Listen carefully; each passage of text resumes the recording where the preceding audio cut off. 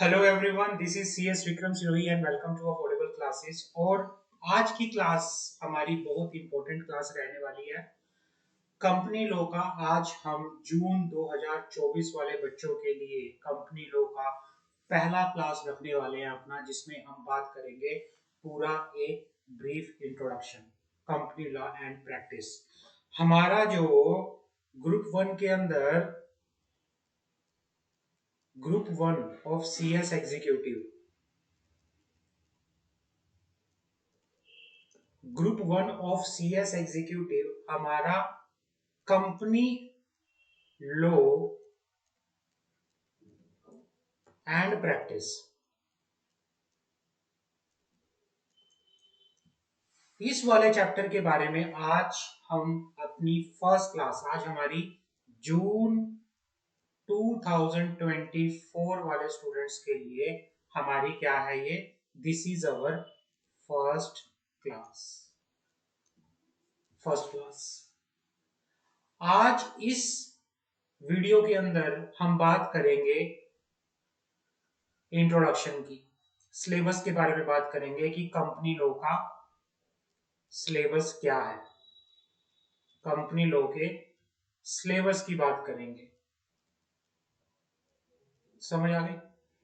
Clear है बच्चों? आपके सीएस एग्जीक्यूटिव के अंदर जो कंपनी लॉ का सब्जेक्ट है, आपके सीएस एग्जीक्यूटिव के अंदर जो कंपनी लॉ का सब्जेक्ट है, वह दो पार्ट में डिवाइड है, part one, part two. Part one के अंदर गवर्निंग प्रिंसिपल्स की बात होती है कंपनी लॉ के।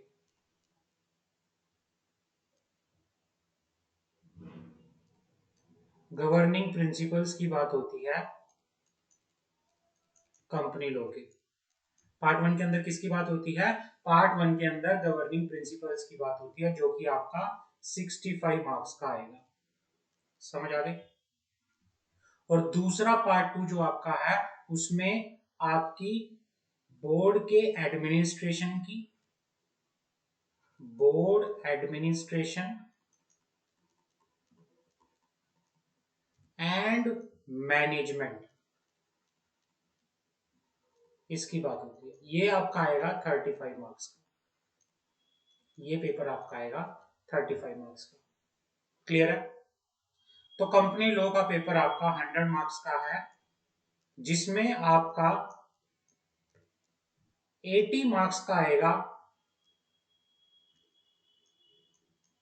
सब्जेक्टिव डिस्क्रिप्टिव पेपर रिटन वाला, और 20 मार्क्स का आएगा ओएमआर। ये आपका पूरा सिलेबस है सीएस एग्जीक्यूटिव के अंदर। जून 2024 के बच्चों की ये पहली क्लास है, और इस क्लास के अंदर मैं आप लोगों से एक brief introduction of company law and practice का करके चल रहा हूं, जिसमें मैं सिलेबस के बारे में बात करूंगा। ओके, ठीक है।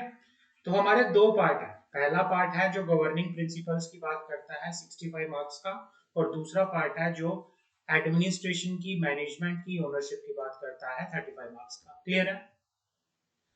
अब कंपनी लॉ जो हमारा है बच्चों, बड़े ध्यान से सुनना। Company law is a procedural law.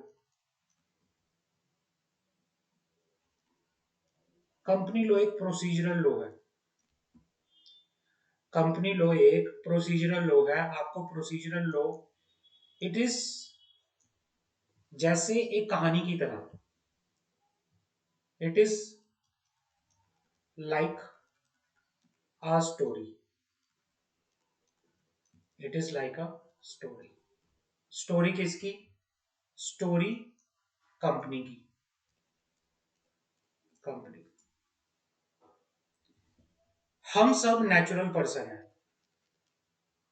हम सब क्या है? नेचुरल पर्सन है। ऐसे ही कंपनी भी एक पर्सन है। Company is a person, but an artificial person. एक आर्टिफिशियल पर्सन है, मतलब कंपनी ओन डॉक्यूमेंट होती है, कंपनी लॉ की नजरों में एक पर्सन है, कंपनी की अपनी एक सेपरेट लीगल एंटिटी होती है। समझ आ गई? कंपनी की बच्चों अपनी एक सेपरेट लीगल एंटिटी होती है। क्लियर है? तो इसीलिए कंपनी को क्या कहा जाता है? कंपनी को भी एक पर्सन कहा जाता है।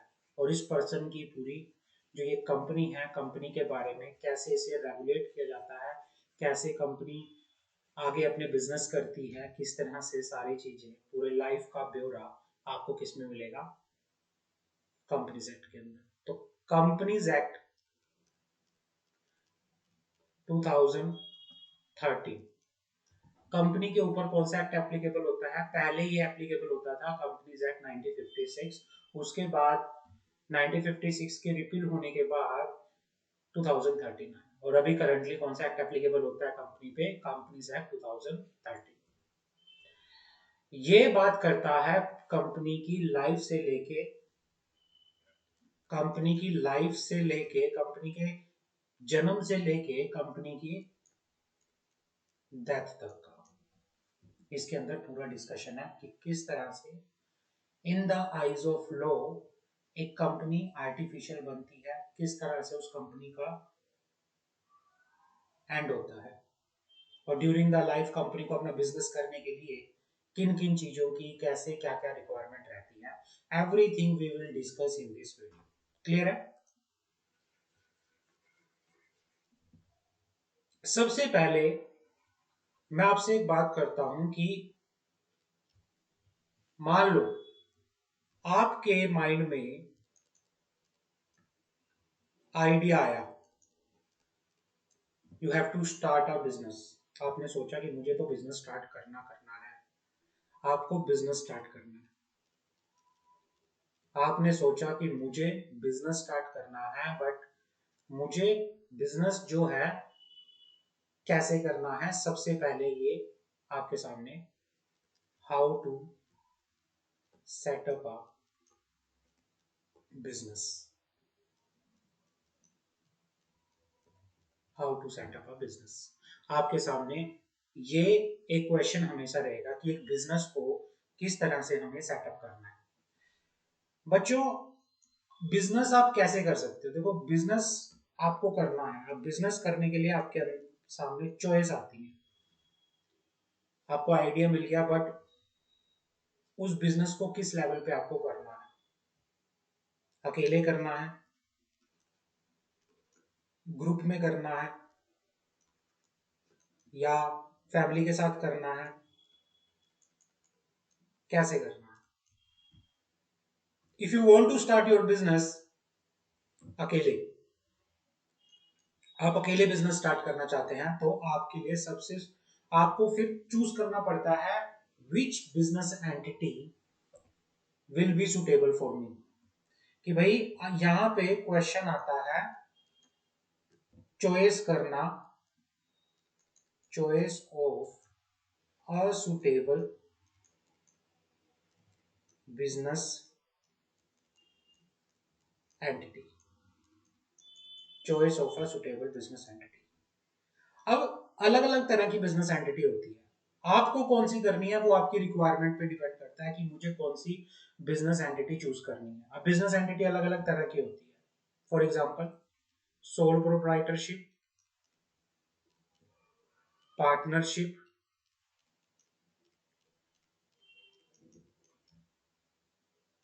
Company, HUF, LLP, etcetera.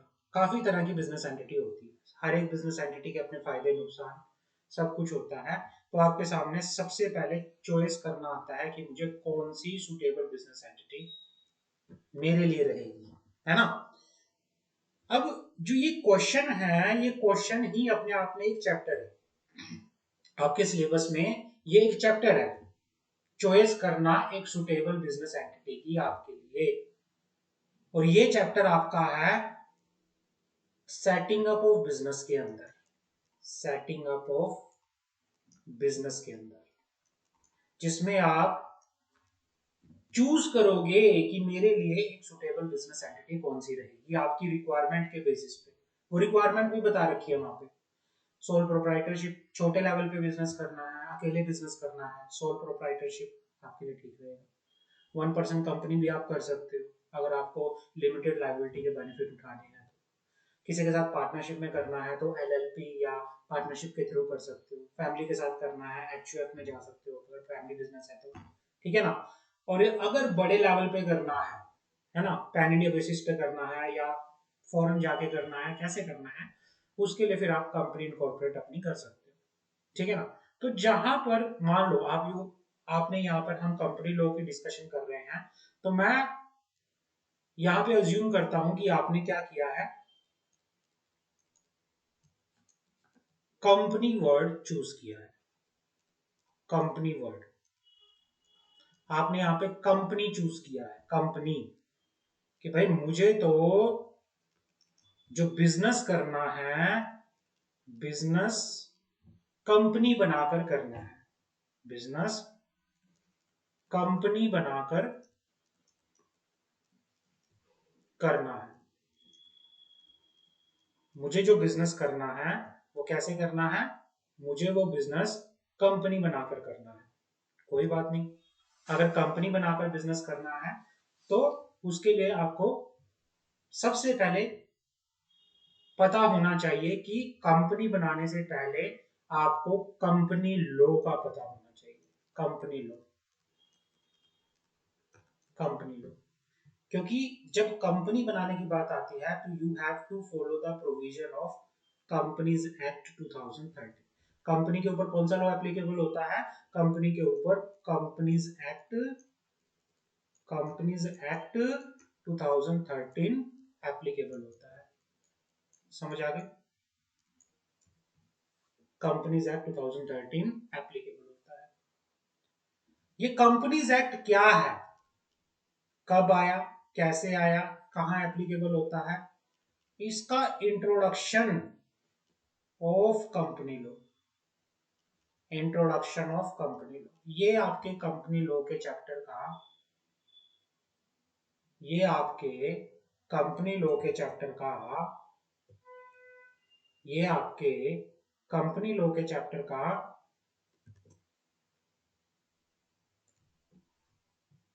Chapter number 1 है, चैप्टर नंबर 1। क्लियर है, ये आपके कंपनी लॉ के चैप्टर का कौन सा चैप्टर है, चैप्टर नंबर 1 है। आगे बात करते हैं, फिर हम बात करते हैं, आपने कंपनीज एक्ट का जो जितना भी इंट्रोडक्शन है कि कंपनीज एक्ट होता क्या है, कंपनीज एक्ट की एप्लीकेबिलिटी क्या रहती है, कंपनीज एक्ट कैसे आया, हिस्ट्री क्या है कंपनीज एक्ट की, कुछ उसके अंदर डॉक्ट्राइन भी आते हैं, है ना। तो वो सारा आप चैप्टर नंबर 1 के अंदर पढ़ोगे।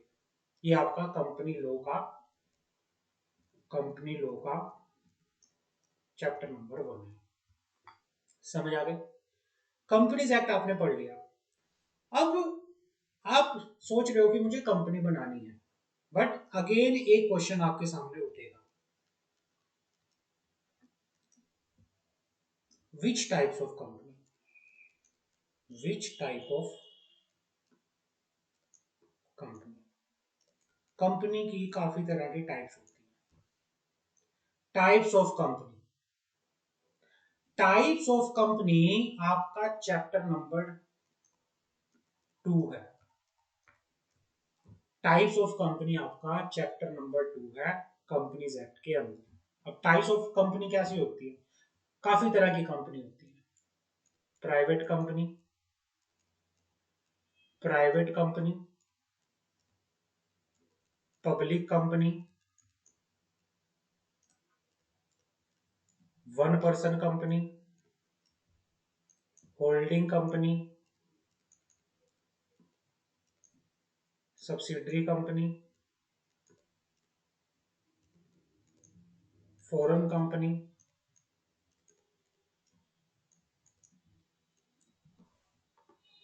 Government company, section 8 company. काफी तरह की कंपनीज होती हैं, तो आपको ये सारी कंपनी के बारे में चैप्टर नंबर 2 में पढ़ने को मिलेगा। क्लियर है? तो ये है आपका chapter number 2, types of company.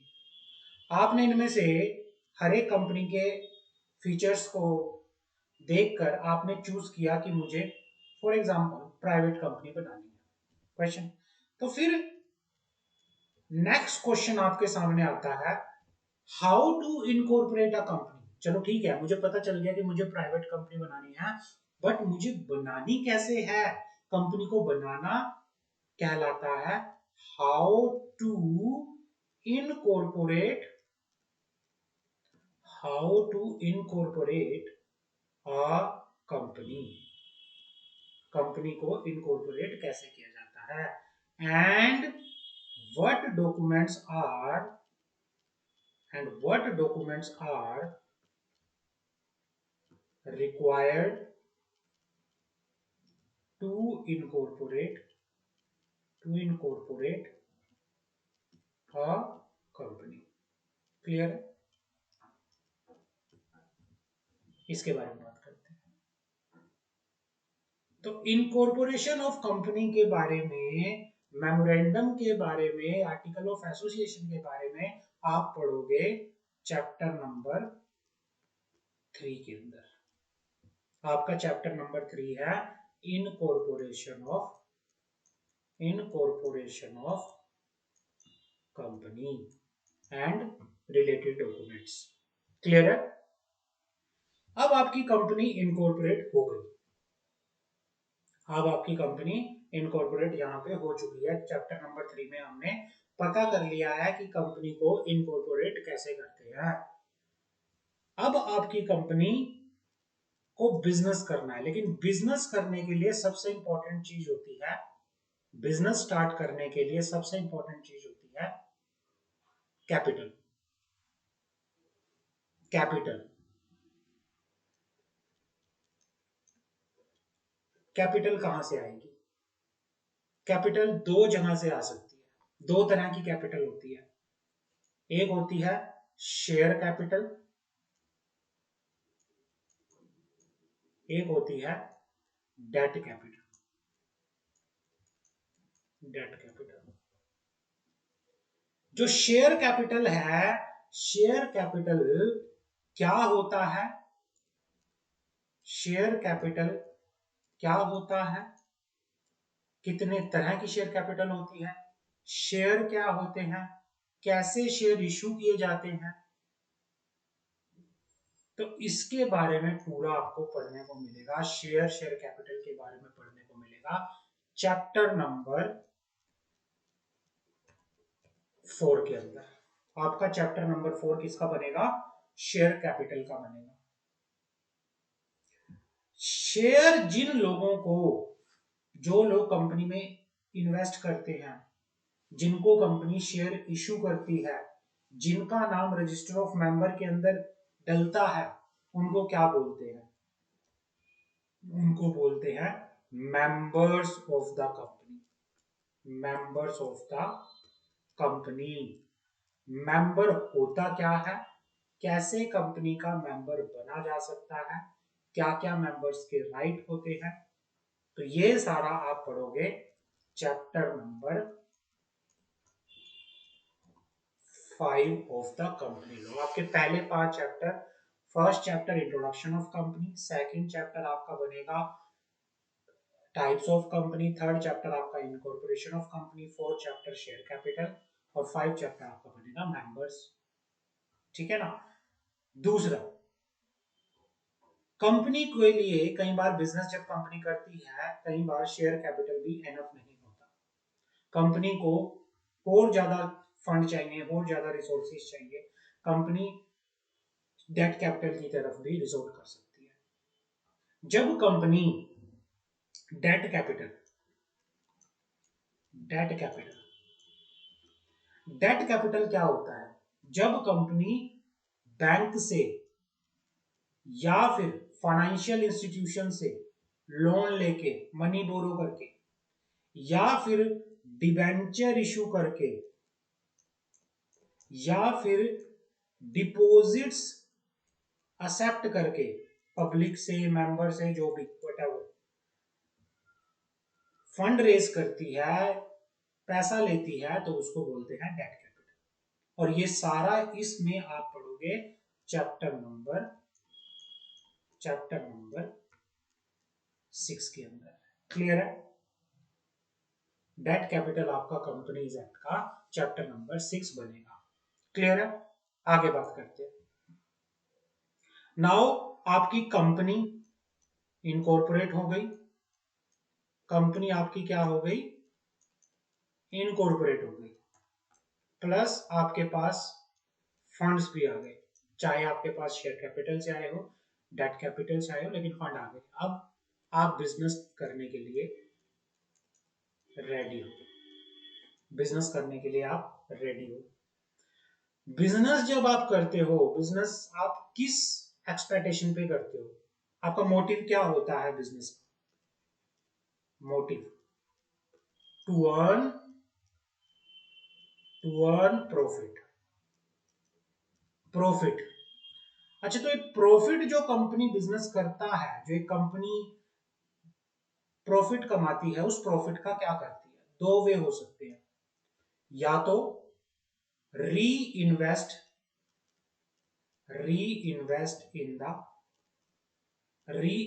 In the business, या तो उसको बिजनेस के अंदर री इन्वेस्ट कर दिया जाए, या फिर डिस्ट्रीब्यूशन कर दिया जाए, distribution among the share holder. जब प्रॉफिट को शेयर होल्डर के बीच में डिस्ट्रीब्यूट कर दिया जाता है, उसे बोला जाता है डिविडेंड। क्या बोला जाता है? डिविडेंड। और ये डिविडेंड आपका है कि डिविडेंड होता क्या है, कितने तरह का डिविडेंड होता है, कंपनी कैसे प्रॉफिट को, डिविडेंड को डिस्ट्रीब्यूट करती है, इसके रिलेटेड प्रोविजन आप पढ़ोगे चैप्टर नंबर 7 के अंदर। समझ आ गए? चैप्टर नंबर 7 आपका है डिविडेंड। आप डिविडेंड के बारे में पढ़ोगे। आगे बढ़ते हैं। अब कंपनी बिजनेस कर रही है, कंपनी को इनकम आ रही है, कंपनी प्रॉफिट कमा रही है, कंपनी डिस्ट्रीब्यूट कर रही है, कंपनी एक्सपेंसेस कर रही है। तो नेक्स्ट, कंपनी को इनका रिकॉर्ड भी मेंटेन करना होता है। Company shall maintain records. इन रिकॉर्ड्स को बोला जाता है accounts, accounts of the company, accounts.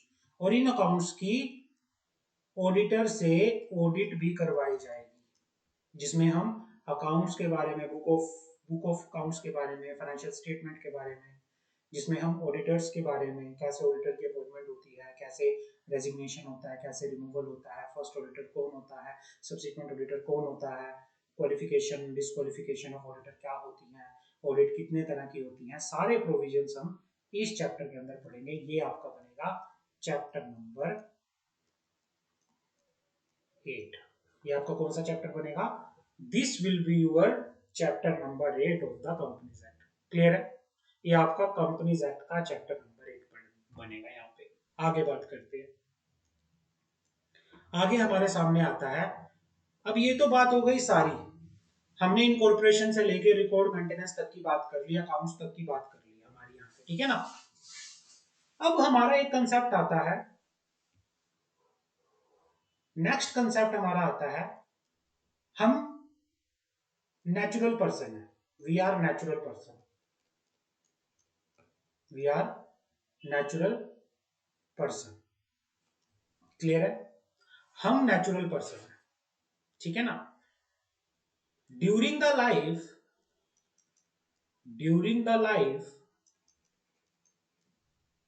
हम फिट नहीं रहते, हम खुश नहीं रहते, हमें बीमारी भी होती है, कुछ ना कुछ दुख भी देखने पड़ते हैं, एवरी टाइम हम भी खुश नहीं रहते। और सेम ऐसे ही एक कंपनी भी फिट नहीं रहती, नहीं रहती। इट मीन्स कंपनी जब, अब कंपनी किस तरह से फिट, हम कब कहेंगे कि कंपनी फिट नहीं है? या तो कंपनी का business business is not good running,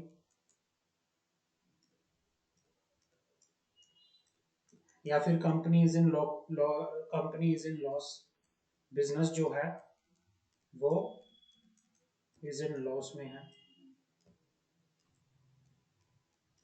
loss में है, या फिर मैनेजमेंट के अंदर कोई डिस्प्यूट है ना? तो अगर जब ऐसी सिचुएशन होती है, हम भी बीमार होते हैं, हमें भी बीमारी होती है, डिसीज होती है, उस बीमारी को ठीक करने के लिए हमें ट्रीटमेंट की जरूरत होती है, ट्रीटमेंट की। ऐसे ही कंपनी को भी ट्रीटमेंट की जरूरत होती है।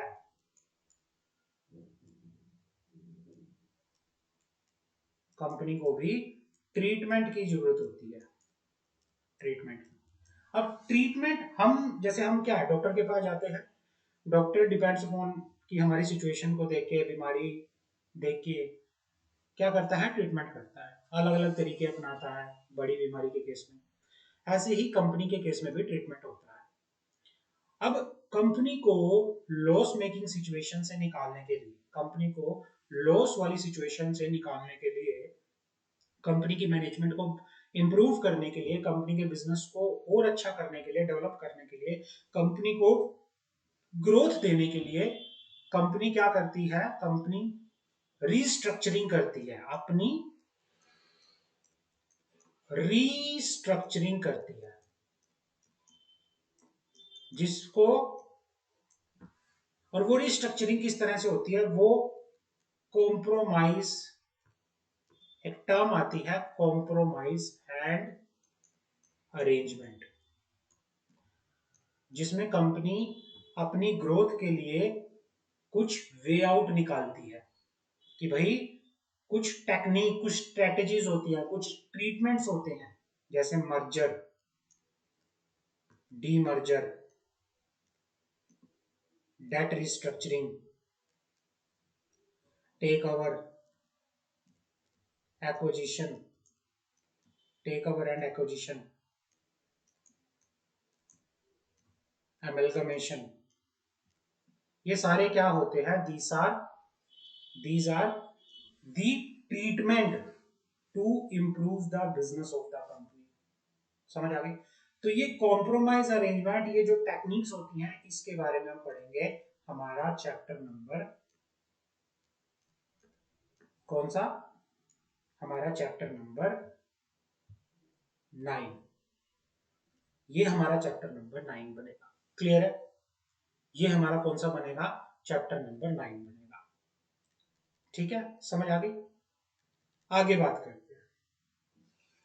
एक सिचुएशन अराइज हुई, आपने कंपनी बना ली, एक सिचुएशन अराइज हुई, आपने कंपनी बना ली, but you are but you are not starting business, आप बिजनेस स्टार्ट नहीं कर रहे, अभी तक आपने बिजनेस स्टार्ट नहीं किया, आप कह रहे हो कि नहीं अभी बिजनेस स्टार्ट नहीं करूंगा, फ्यूचर में स्टार्ट करूंगा, तो फिर क्या होगा?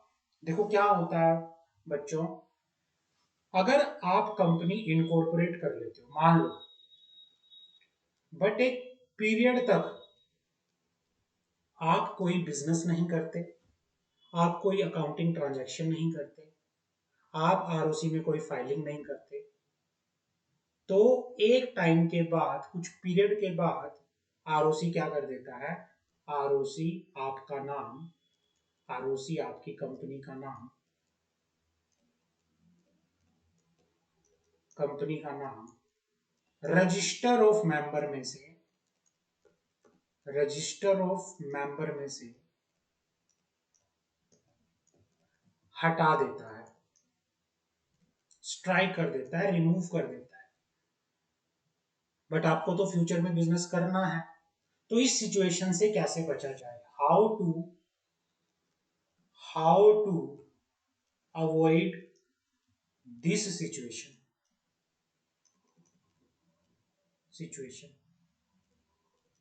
तो यहां पर एक कंसेप्ट आता है, यहां पे एक कंसेप्ट आता है dormant company. Dormant company, dormant company. Dormant company क्या होता है, व्हाट इज डोरमेंट कंपनी, इसके बारे में आप बात करेंगे चैप्टर नंबर 10 के अंदर। आपका चैप्टर नंबर 10 क्या है, डोरमेंट कंपनी। आपका कंसेप्ट चैप्टर नंबर 10 आप बात करोगे डोरमेंट कंपनी के बारे में। क्लियर है, समझ आ गई। ये आपका है डोरमेंट कंपनी का कंसेप्ट। आगे बात करते हैं। एक चैप्टर आता है कि भाई जब कंपनी, एक कंसेप्ट आता है, एक कंसेप्ट आपका आता है जब कंपनी, जब कंपनी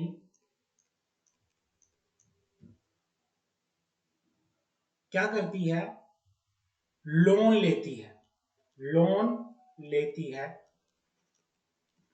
या डिबेंचर इशू करती है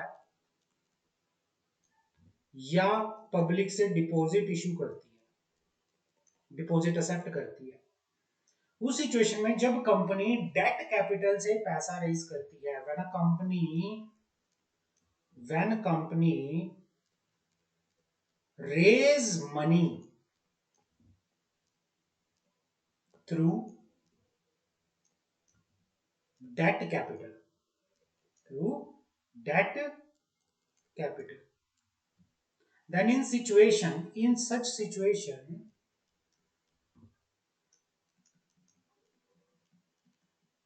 company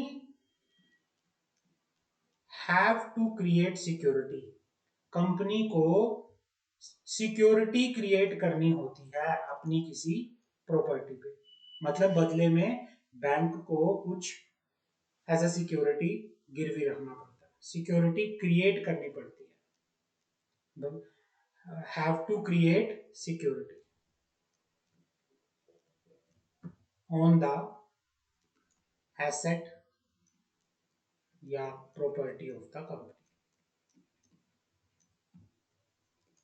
इस सिचुएशन को बोला जाता है, ये आपकी सिचुएशन आती है क्रिएशन ऑफ चार्ज। चार्ज, इस सिचुएशन को बोला जाता है चार्ज। और ये चार्ज का कंसेप्ट क्या होता है, ये आप पढ़ोगे हमारे चैप्टर नंबर 11 के अंदर। हम आपको चैप्टर नंबर 11 में पढ़ाएंगे चार्ज का चैप्टर। क्लियर है, आगे बात करते हैं। एक आपका चैप्टर नंबर 12 आएगा global developments, global developments in the company law. इस वाले चैप्टर के अंदर आप ब्रीफ पढ़ोगे, brief, brief about the foreign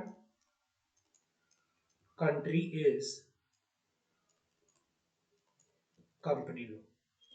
foreign country के कंपनी लॉ का ब्रीफ आप इसमें पढ़ोगे। ये आपका पार्ट ए है, this is your part A. ये आपका क्या है, पार्ट ए है। क्लियर है। अब हमारा यहां तक पार्ट ए, आपका पार्ट 1 जो आपका 65 मार्क्स का है, ये क्या होता है, कंप्लीट होता है। आपका यहाँ पे पार्ट 1 जो है कंप्लीट होता है।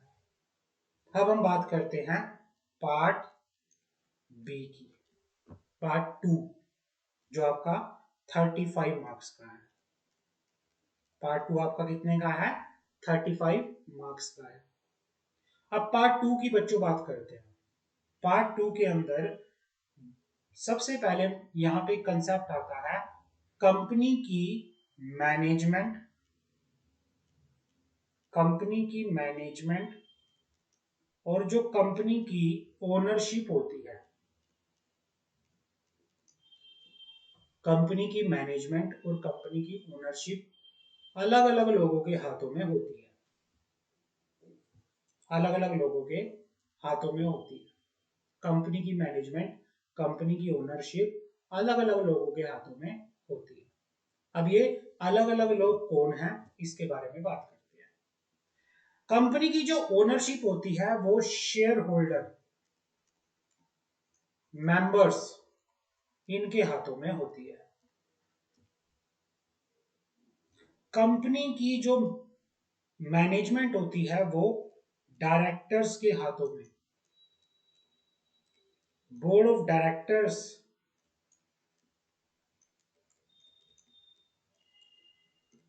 केएमपी, इनके हाथों में होती है। बोर्ड के अंदर ये आते हैं, डायरेक्टर्स आते हैं, बोर्ड ऑफ डायरेक्टर्स आते हैं, केएमपी आते हैं, इनके हाथों में होती है। अब सबसे पहले हम बात करते हैं शेयर होल्डर। शेयर होल्डर को, शेयर होल्डर अपनी पावर किस तरह से एक्सरसाइज करते हैं? Share holder exercise their power by passing resolution under the board meeting. मतलब कोई भी डिसीजन, सॉरी जनरल मीटिंग, कोई भी डिसीजन, कोई भी डिसीजन अगर शेयर होल्डर को लेना है, शेयर होल्डर को लेना है, तो वो जनरल मीटिंग के अंदर, जनरल मीटिंग के अंदर ले सकते हैं। हर एक कंपनी को साल में एक एनुअल जनरल मीटिंग कराना मैंडेटरी है, एजीएम। जनरल मीटिंग दो तरह की होती हैं, एक होती है एनुअल जनरल मीटिंग, जो एनुअली हर साल एक कंपनी को कराना जरूरी होता है, एक होती है एक्स्ट्रा ऑर्डिनरी जनरल मीटिंग। कुछ और भी होती है, क्लास मीटिंग, वो अलग अलग होता है सिचुएशन, बट मेनली एजीएम और ईजीएम होता है। क्लियर है? तो ये जो एजीएम और ईजीएम के प्रोविजन है वो आप पढ़ोगे चैप्टर नंबर 13 के अंदर। आपका चैप्टर नंबर 13 एजीएम और ईजीएम की बात करता है। क्लियर है? अब एक कंसेप्ट आता है डायरेक्टर्स। डायरेक्टर, सबसे पहले कि डायरेक्टर कितनी तरह के होते हैं, डायरेक्टर की अपॉइंटमेंट कैसे होती है, डायरेक्टर की क्वालिफिकेशन क्या है, क्या क्या प्री रिक्वायरमेंट रहती है एक डायरेक्टर को अपॉइंट करने की, तो ये सारा आप पढ़ोगे चैप्टर नंबर 14 के अंदर। किसमें पढ़ोगे? चैप्टर नंबर 14 के अंदर। फिर आता है board of director. Board of director के अंदर बेसिकली आप बोर्ड के बारे में पढ़ोगे, बोर्ड की कॉन्स्टिट्यूशन के बारे में पढ़ोगे, कमेटीज के बारे में पढ़ोगे, audit committee, nomination remuneration committee, CSR committee, working committee, कई तरह की और भी कमेटी होती हैं, उनके बारे में बात की जाएगी, उनके कॉन्स्टिट्यूशन के बारे में बात की जाएगी कि कैसे, तो ये आप पढ़ोगे चैप्टर नंबर आपका 15। फिर आता है कि बोर्ड जो भी डिसीजन लेती है वो बोर्ड मीटिंग के अंदर लेती है। बोर्ड मीटिंग कैसे होती है ये आप बात करोगे चैप्टर नंबर 16 के अंदर। क्लियर है? की मैनेजरियल पर्सनल, कौन होता है केएमपी? जैसे एमडी, मैनेजिंग डायरेक्टर, मैनेजर, या फिर फुल टाइम डायरेक्टर, या सीईओ, सीएफओ, कंपनी सेक्रेटरी, ये कौन होते हैं? की मैनेजरियल पर्सनल होते हैं। इनकी अपॉइंटमेंट कैसे होती है, इनका रेम्यूनरेशन कैसे डिसाइड किया जाता है, ये सारा आप बात करोगे चैप्टर नंबर 17 के अंदर। आगे बात करते हैं। एक कंसेप्ट आता है CSR, corporate corporate social responsibility. भाई कंपनी लो कहता है company is a artificial person. Company एक कंट्री में बिजनेस करती है, वहां के रिसोर्सेज को यूज करती है, कंपनी के पास काफी कुछ होता है, कंपनी वहां पे रहती है, रिसोर्सेज यूज करती है कंपनी अपने, तो उस सिचुएशन में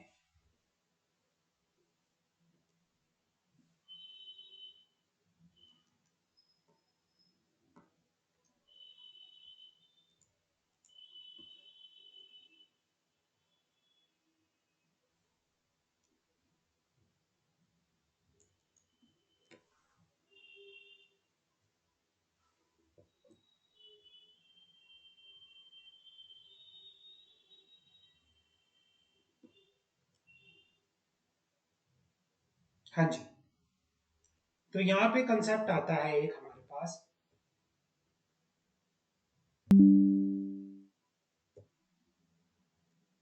कंपनी एक कंट्री में रहती है, वहां पे बिजनेस करती है, वहां के रिसोर्सेज को यूज करती है, तो कंपनी लोगों ने कुछ कंपनी पे रिस्पॉन्सिबिलिटी रखी है कि वो भी सोसाइटी के लिए कुछ करे, तो वहां पे कंसेप्ट आता है CSR। तो ये आप पढ़ोगे चैप्टर नंबर 18, और लास्ट में एनुअल रिपोर्ट, कंपनी को एनुअली रिपोर्ट भी करनी पड़ती है, एनुअली रिटर्न फाइल करनी पड़ती है, एनुअली फाइनेंशियल स्टेटमेंट फाइल करनी पड़ती है, ये सारा आप पढ़ोगे चैप्टर नंबर 19 के अंदर। तो आपके 19 चैप्टर है कंपनी लॉ के अंदर, जो हमने वन बाय वन डिस्कशन किया इस क्लास में। होप सो आपको इस वीडियो के अंदर कंपनी लॉ की एक अंडरस्टैंडिंग मिली होगी कि हमें कंपनी लॉ के अंदर पढ़ना क्या है। तो जून 2024 के बच्चे जो भी स्टार्ट करना चाहते हैं तो फटाफट आप अपना एनरोलमेंट करा लीजिए, तो सो दैट कि आपका कोर्स स्टार्ट हो सके। तो ये आपका जो वीडियो है ये रिगार्डिंग द इंट्रोडक्शन क्लास है कंपनी लॉ का। तो होप सो आपको अंडरस्टैंडिंग आई होगी। इस वीडियो के अंदर अभी के लिए इतना ही है, नेक्स्ट क्लास में हम फर्दर अपना one by one chapter start